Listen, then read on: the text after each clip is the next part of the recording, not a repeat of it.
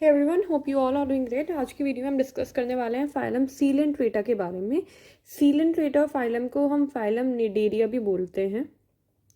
Many a times ये question आता है कि हमने इसको सीलेंट्रेटा क्यों बोला है, निडेरिया क्यों बोला। फॉर एग्जाम्पल जब हम पॉरीफेरा पढ़ रहे थे तो हमने पोरीफेरा से हमने समझा था इसके अंदर पोर्स होते हैं, इसलिए हम इसको पॉरीफेरा बोलते हैं।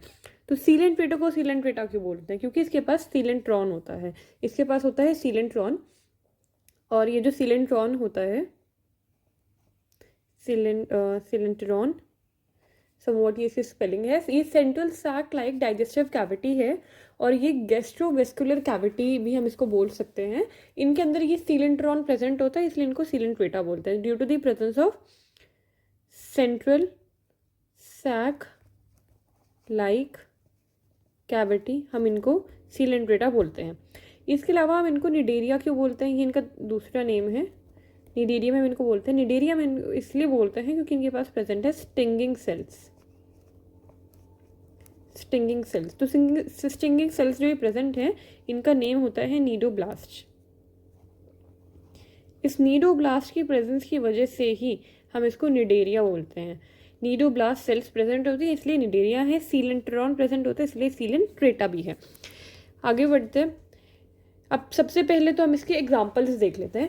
पहले एग्जाम्पल्स देख लेंगे तो आगे में पढ़ने में आसानी भी रहेगी। सबसे पहला एग्जाम्पल है एडाम्शिया। एडाम्शिया, इसको हम सी एनिमोन भी बोलते हैं। ये कुछ इस तरह का होता है, इसके पास ये टेंटिकल्स, इसके टेंटिकल्स प्रेजेंट है और ये इसका एनसीईआरटी डायग्राम है। अकॉर्डिंग टू एनसीईआरटी ये ऐसा है, but in real life Adamsia ऐसे दिखता है, also known as sea anemone. Then we have Aurelia. Aurelia, इसको कॉमनली हम जेलीफिश भी बोलते हैं।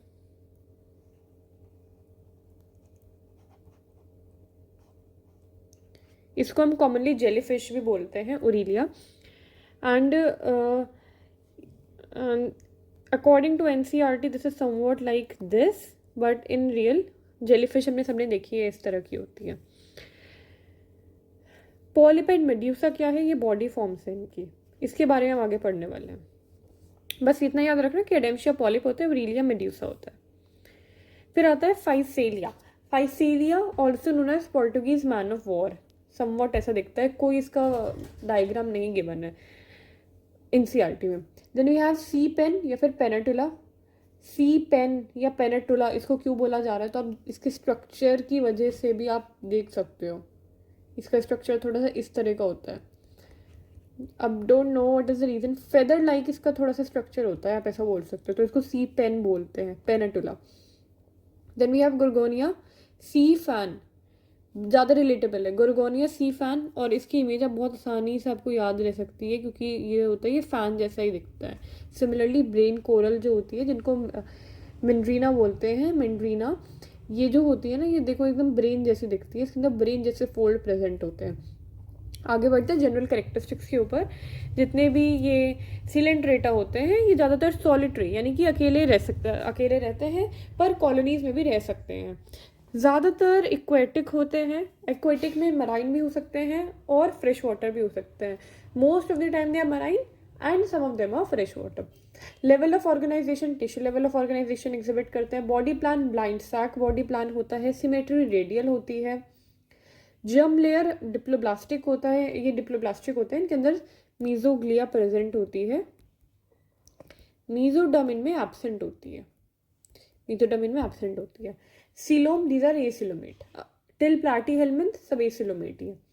मेटामेरिज्म यानी कि सेगमेंटेशन, की बॉडी पार्ट्स में क्या डिवाइडेड होती है? नहीं होती है, मेटामेरिज्म एब्सेंट होता है। नोटोकॉर्ड यानी कि नर्व कॉर्ड, जो कि ह्यूमंस में डेवलप होकर वर्टिब्रा कॉलम बनाती है, क्या वो इनमें होता है? नहीं, वो भी इनमें एब्सेंट होता है। इसके बाद आता है डाइजेशन पे।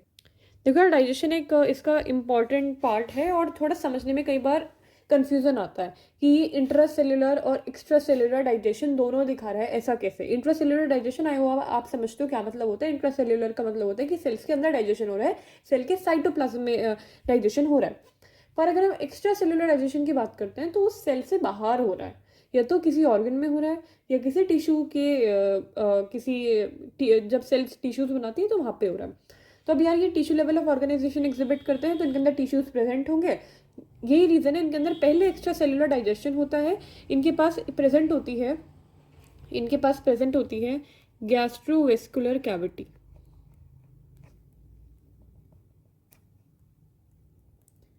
ये मैंने पहले ही बताया, इनके पास गैस्ट्रोवेस्कुलर कैविटी होती है। जो गैस्ट्रोवेस्कुलर कैविटी होती है इसको ही हम सीलेंट्रेरॉन बोलते हैं। सीलेंट्रॉन हम इसको बोलते हैं। इस सीलेंट्रॉन ये जो गैस्ट्रोवेस्कुलर कैविटी होती है इसको हम ब्लाइंड गट भी बोलते हैं, क्योंकि इसके पास एक ही ओपनिंग है। ये जो गट है इसके पास एक ही ओपनिंग है जो कि माउथ एंड एनस की तरह एक्ट करती है। क्या होता है, सबसे पहले होता है इसमें extra cellular digestion. Extra cellular digestion होता है इस गैस्ट्रोवेस्कुलर कैविटी में। जब इस गैस्ट्रोवेस्कुलर कैविटी में डाइजेशन हो जाता है तो कुछ पार्शली डाइजेस्टेड फूड रह जाता है, थोड़ा सा पार्शली डाइजेस्टेड फूड रह जाता है। अब ये जो पार्शली डाइजेस्टेड फूड होता है ये फर्दर इसकी सेल्स के अंदर जाता है, जो इसकी सेल्स होती है उनके अंदर जाता है और परफॉर्म करता है इंट्रासेलुलर डाइजेशन। और तब इसका खाना कंप्लीटली, जो इसके अंदर फूड है वो कंप्लीटली डाइजेस्ट हो पाता है। तो सबसे पहले इसके अंदर होता है एक्स्ट्रा सेलुलर डाइजेशन, फिर होता है इंट्रासेलुलर डाइजेशन, और डाइजेशन होता है इनकम्प्लीट। क्यों? क्योंकि क्या प्रेजेंट है इसके पास, ब्लाइंड गट प्रेजेंट है, या फिर इसका जो बॉडी प्लान है वो ब्लाइंड सैक है। दोनों वर्ड का एक ही मतलब है कि माउथ एंड एनस के लिए एक सिंगल ओपनिंग प्रेजेंट है। Alright, moving further, respiration, circulation, excretion, ये सब इसमें एब्सेंट है और सब के सब होते हैं सिंपल डिफ्यूजन के थ्रू। इसकी बॉडी वॉल से सिंपल डिफ्यूजन के थ्रू रेस्पिरेशन, सर्कुलेशन, एक्सक्रीशन होता है। नर्वस सिस्टम, इसके पास diffuse network of nerve present होता है। इसकी कुछ डिटेल में नहीं जाना है, बस याद रखना है कि इसके पास डिफ्यूज नेटवर्क ऑफ नर्व होता है। आगे जाके मैं आपको एक स्पेशल पॉइंट आगे मैंने मेंशन किया हुआ है स्पेशल कैरेक्टरिस्टिक्स में, जो कि है सेंसरी स्ट्रक्चर। अब ये जो सेंसरी स्ट्रक्चर है इसका मतलब भी यही है कि इसके पास diffuse network of nerve present है। फिर आता है रिप्रोडक्शन। अब रिप्रोडक्शन ये यूनिसेक्सुअल भी हो सकते हैं, बाइसेक्सुअल भी हो सकते हैं, ये सेक्सुअल भी हो सकते हैं, या फिर एसेक्सुअल रिप्रोडक्शन भी शो कर सकते हैं। ऑलराइट, यूनिसेक्सुअल आई होप आप समझते हो क्या होता है कि एक सिंगल या तो मेल होगा या फीमेल होगा, या तो मेल या तो जो सीलेंट्रेट है वो मेल होगा या वो फीमेल होगा। बाइसेक्सुअल का मतलब कि एक सिंगल सीलेंट्रेट में फीमेल वाले गैमेट्स भी प्रोड्यूस कर सकता है और मेल वाले गैमेट भी प्रोड्यूस कर सकता है। सेक्सुअल रिप्रोडक्शन आई होप आप अंडरस्टैंड, आप समझ सकते हो कि अगर एक मेल गैमेट है तो उसको एक फीमेल गैमेट की ज़रूरत है, और फीमेल गैमेट को मेल गैमेट की ज़रूरत है, यानी कि वो डिपेंडेंट है एक दूसरे पे, और मेल एंड फीमेल गैमेट का फॉर्मेशन हो रहा है, मेल एंड फीमेल गैमीट्स का फर्टिलाइजेशन हो रहा है, तब सेक्सुअल रिप्रोडक्शन होता है। पर अगर जो रिप्रोडक्शन है वो एसेक्सुअल है, यानी कि एब्सेंस है इस चीज़ का, दिस इज एब्सेंट, दैट कि कोई मेल एंड फीमेल ऐसे डिफरेंट है ही नहीं, हर्माफ्रोडाइट है ही नहीं, तो उस केस में एसेक्सुअल रिप्रोडक्शन भी ये शो कर सकते हैं। अब ये सेक्सुअल एंड एसेक्सुअल इनमें इतना इंपॉर्टेंट है कि इनके बेसिस पे इनकी बॉडी फॉर्म बनती है, वो हम आगे देखने वाले हैं। उससे पहले बस मैं बता देती हूँ कि ये डायरेक्ट एंड इनडायरेक्ट दोनों फॉर्म में एग्जिस्ट करते हैं, इंटरनल और एक्सटर्नल फर्टिलाइजेशन दोनों शो करते हैं। रीजन आप समझ ही सकते हो, यहीं से सारा रीजन आ रहा है, क्योंकि सेक्सुअल एंड एसेक्सुअल दोनों हो सकते हैं, यूनिसेक्सुअल बाइसेक्सुअल भी हो सकते हैं, तो डायरेक्ट एंड इनडायरेक्ट डेवलपमेंट ये शो कर सकते हैं। फर्टिलाइजेशन में internal and external development show कर सकते हैं। नाउ मूविंग फॉरवर्ड, आगे हम बात करते हैं बहुत इंपॉर्टेंट स्ट्रक्चर, इनका एक स्पेशल फीचर जिनके पास प्रेजेंट होता है, और वो है स्टिंगिंग सेल्स। स्टिंगिंग सेल्स को हम बोलते हैं निमैटोब्लास्ट, नीडोब्लास्ट या फिर नीडोसाइट। देखो कंफ्यूज नहीं होना है, अगर हम बात करते हैं स्टिंगिंग सेल्स की तो ये इनका नेम है, ये नीडोसाइट भी इनको बोलते हैं, निमैटोब्लास्ट भी बोलते हैं, नीडोब्लास्ट भी बोलते हैं, ओके। पर अगर हम बात करते हैं स्टिंगिंग कैप्सूल की तो वो होता है निमैटोसिस्ट। ऐसा मानो कि जो सेल है, जो बाहर की जो सेल है वो तो है निमैटोसिस्ट,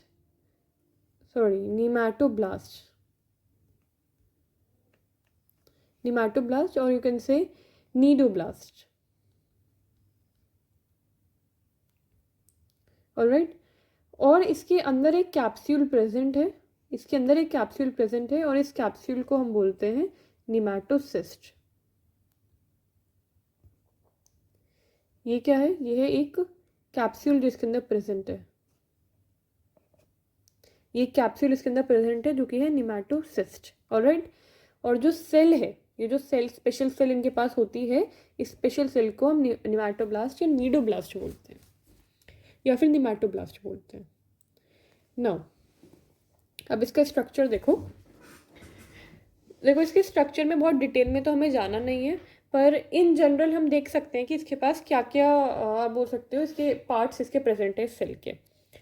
ये वाला पार्ट है थ्रेड, एंड ये सबसे इम्पॉर्टेंट पार्ट है इसका, ये इसका थ्रेड है, सबसे इम्पॉर्टेंट पार्ट है। ये ऊपर बार प्रेजेंट है, दिस इज ओपरकुलम।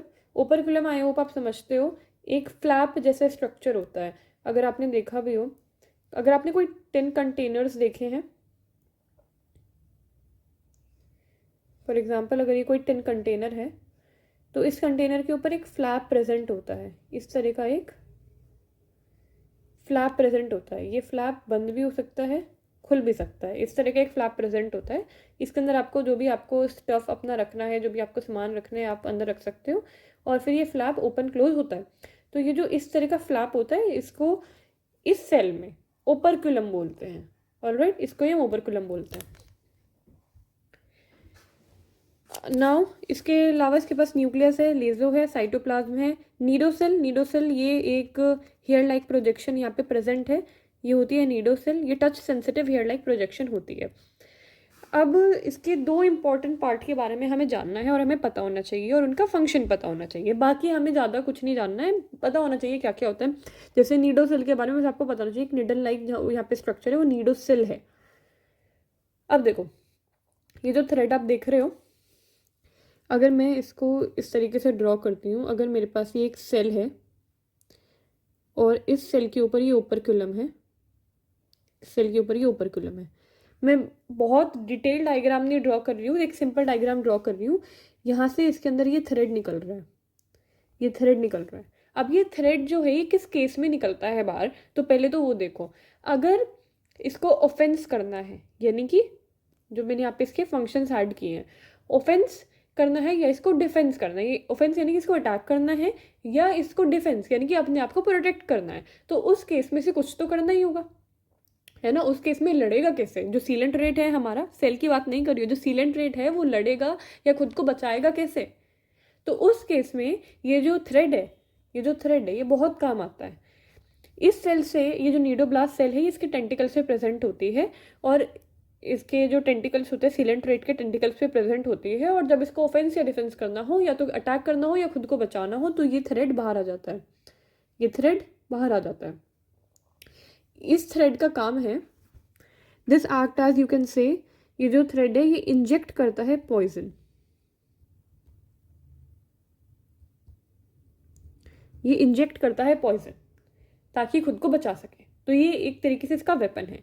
नॉर्मली ये ऐसा होता है, नॉर्मली ये जो थ्रेड है ये इसके अंदर रहता है, इस तरीके से नॉर्मली अंदर ही रहता है, पर जब इसकी रिक्वायरमेंट होती है, तब ये यहाँ से बाहर आ जाता है इस तरीके से। ऑलराइट, और यहाँ से ये पॉइजन इंजेक्ट कर सकता है। ऑलराइट, तो ये ही इसका फंक्शन है, और इतना ही हमें जानना था कि ओपरकुलम और थ्रेड का इसमें पार्ट होता है, और जो नीडोब्लास्ट है उसका क्या काम होता है, ये इंपॉर्टेंट है, यहाँ से देख लो, पता होना चाहिए कि ऑफेंस में वर्क करता है, डिफेंस में करता है, बता दिया कैसे करता है। गैदरिंग ऑफ फूड में बहुत हेल्प करता है, और एंकरेज प्रोवाइड करता है।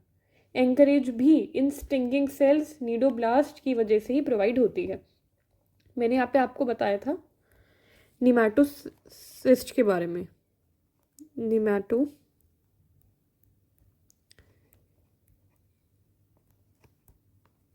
निमैटोसिस्ट के बारे में। निमैटोसिस्ट कैप्सूल होता है, आई होप यू रिमेंबर, अभी 2 सेकंड पहले बताया, निमैटोसिस्ट कैप्सूल होता है, और जो सेल होती है, सेल के अंदर ये कैप्सूल निमैटोसिस्ट प्रेजेंट होता है। ये स्टिंगिंग सेल के अंदर ये निमैटोसिस्ट प्रेजेंट होता है। ये जो निमैटोसिस्ट होता है ना, इसके अंदर ही ये थ्रेड होता है, इसके अंदर ये थ्रेड चला जाता है। जो हमारी इस तरह की जो सेल थी, उसके ऊपर ओपरकुलम था, और ये जो हमारा थ्रेड था, जब इस थ्रेड का कोई काम नहीं होगा तो यहाँ पे अंदर आ जाएगा, और ये जो अंदर आएगा, जो स्ट्रक्चर है, इसको ही हम निमैटोसिस्ट बोलते हैं।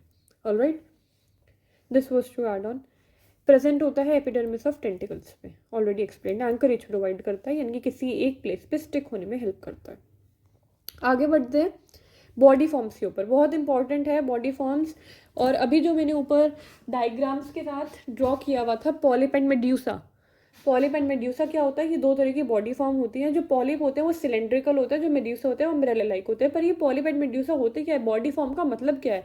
तो देखो यार, जो सिलेंट्रेट होते हैं उनकी बॉडी दो तरीके से एग्जिस्ट कर सकती है, या तो पॉलिप फॉर्म में एग्जिस्ट कर सकते हैं या फिर वो मेड्यूसा फॉर्म में एग्जिस्ट कर सकती है। अगर वो पॉलिप फॉर्म यानी कि किसी सिलेंड्रिकल फॉर्म में एग्जिस्ट कर रही है, यानी कि इस तरह की किसी फॉर्म में वो एग्जिस्ट कर रही है, ये काइंड ऑफ सिलेंड्रिकल फॉर्म है, तो वो पॉलिप है। और अगर वो किसी अम्ब्रेला लाइक इस तरह के किसी स्ट्रक्चर में एग्जिस्ट कर रही है तो वो अम्ब्रेला लाइक या फिर मेड्यूसा फॉर्म है। ऑलराइट, जो पॉलिप होते हैं वो अटैच्ड होते हैं बेस से, एक सबस्ट्रेटम, बेस यानी कि सबस्ट्रेटम एक होता है, उससे अटैच्ड होते हैं। इसका सबसे अच्छा एग्जाम्पल है हाइड्रा। हाइड्रा इसका बहुत अच्छा एग्जाम्पल है। एक सबस्ट्रेट होता है और इस सबस्ट्रेट से ही हमारा जो हाइड्रा है वो अटैच होता है और यहाँ से उसके टेंटिकल्स निकले होते हैं। तो ये इसका एक एग्जाम्पल है। तो अटैच होते हैं सबस्ट्रेटम से, यानी कि वहीं पे रहते हैं, हिलते नहीं है अपनी जगह से, उस सबस्ट्रेटम से अटैच रहते हैं। मेड्यूसा फ्री लिविंग होते हैं, कहीं भी घूम के जा सकते हैं। इसका बहुत एग्जाम्पल है, बहुत अच्छा एग्जाम्पल है ओरेलिया, जिसको हम जेली फिश बोलते हैं। और आपने देखा भी होगा जो जेली फिश होती है तो कुछ इस तरह का स्ट्रक्चर होता है, इस तरह का स्ट्रक्चर होता है जेली फिश का। ये जो जेली फिश होती है ये ऐसे आगे आगे मूव करके जा सकती हैं, फ्री लिविंग होती हैं। ऑलराइट, तो यही था बॉडी फॉर्म के बारे में, कुछ स्पेशल नहीं है। बॉडी फॉर्म में एक इंपॉर्टेंट पार्ट आता है मेटाजेनेसिस का। मेटाजेनेसिस वर्ड का मतलब होता है alteration of generation. Alteration of generation यानी कि जो पॉलिप है, पॉलिप क्या है, पॉलिप है एसेक्सुअल, और जो मेड्यूसा है वो है सेक्सुअल फॉर्म। ये हमने बता दिया। देखो, जब मैंने बोला था कि इनका रिप्रोडक्शन एसेक्सुअल और सेक्सुअल दोनों हो सकता है, तो उससे मतलब था कि कोई ऐसे ऑर्गेनिज्म है जिनमें एसेक्सुअल भी हो सकता है, कोई ऐसा एनिमल्स फाइला के ऐसे हैं जिनमें सेक्सुअल भी हो सकता है। जिनके अंदर एसेक्सुअल होता है वो body form polyp form exhibit करते हैं, और जिनके अंदर सेक्सुअल होता है वो मेड्यूसा फॉर्म एग्जिबिट करते हैं। पर इनके अलावा कुछ ऐसे एनिमल इस फाइला के होते हैं जो पॉलिप और मेड्यूसा दोनों फॉर्म एग्जिस्ट कर सकते हैं। अब दोनों फॉर्म कैसे एग्जिस्ट करेंगे, उनकी अंदर ये कैपेबिलिटी होती है कि अगर वो पॉलिप है, अगर वो पॉलिप हैं तो वो एसेक्सुअली मेटाजेनेसिस शो करेंगे और मेड्यूसा फॉर्म में कन्वर्ट हो जाएंगे।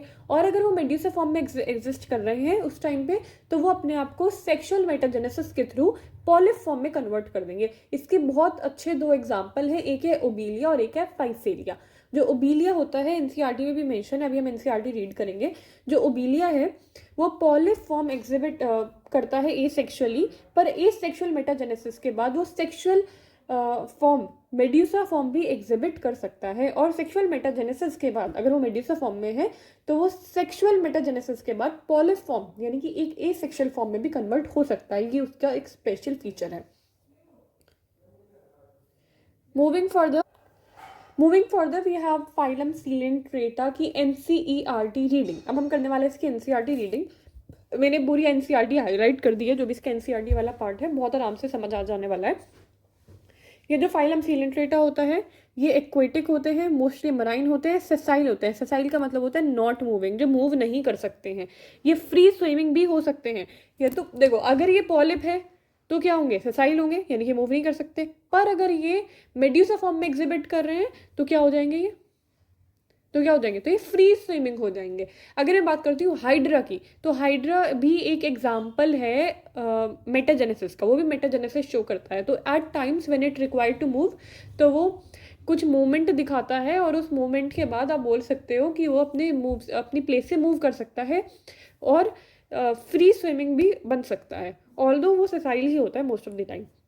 अगर हम ओबीलिया एंड फाइसीलिया की बात करते हैं, तो अगर ओबीलिया पॉलिप फॉर्म में है तो उस टाइम वो किसी सबस्ट्रेटम से अटैच हो जाएगा और उसी प्लेस पर रहेगा, यानी कि सेसाइल, नॉट मूविंग हो जाएगा। पर अगर वो मेड्यूसा फॉर्म में कन्वर्ट हो रहा है तो उस टाइम पर वो फ्री स्विमिंग हो जाएगा। देन रेडियल सिमेट्री ये शो करते हैं।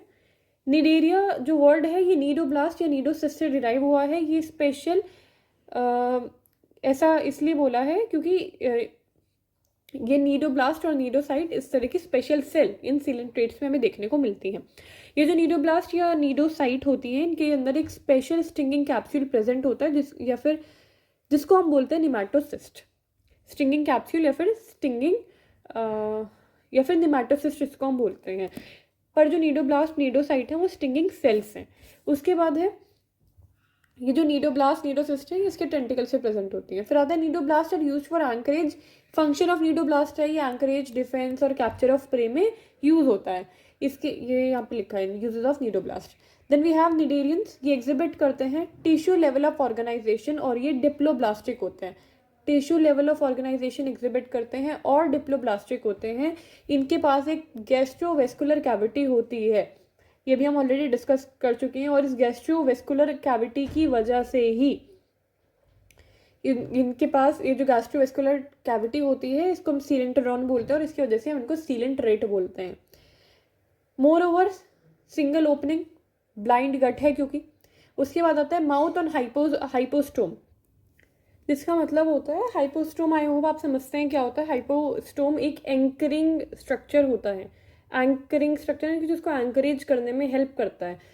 उस हाइपोस्टोम, वो जो एंकरिंग स्पेशल स्ट्रक्चर इनके पास होता है उसके ऊपर इनका माउथ प्रेजेंट होता है। डाइजेशन में एक्स्ट्रा सेल्यूलर और इंट्रासेल्यूलर दोनों देखने को मिलता है। और ये एक स्पेशल यहाँ पे नोट है जो मैंने ऊपर नहीं ऐड किया है स्लाइड में। Corals have a skeleton composed of calcium carbonate. देखो क्या होता है, जो पॉलिप फॉर्म होती है ना, जो पॉलिप फॉर्म होती है, अगर मेरे पास कोई सीलेंट रेट है वो पॉलिप फॉर्म में एग्जिबिट कर रहा है, क्या होगा उसके अराउंड, क्योंकि वो वहीं पे अटैच्ड है फॉर एवर, जो कम्प्लीटली पॉलीफॉर्म में एग्जिबिट करते हैं, तो उनके अराउंड कैल्शियम कार्बोनेट की एक लेयर डिपॉजिट होने लग जाती है। ये लेयर डिपॉजिट होती जाती है और फर्दर इंक्रीज होती जाती है। इस वे में इनके ऊपर ये कैल्शियम कार्बोनेट की लेयर डिपॉजिट होती जाती है, जिसकी वजह, तो इसी वजह से कोरल की तरह दिखते हैं, ये कोरल बन जाते हैं जब इनके ऊपर ये कैल्शियम कार्बोनेट की लेयर डिपॉजिट हो जाती है।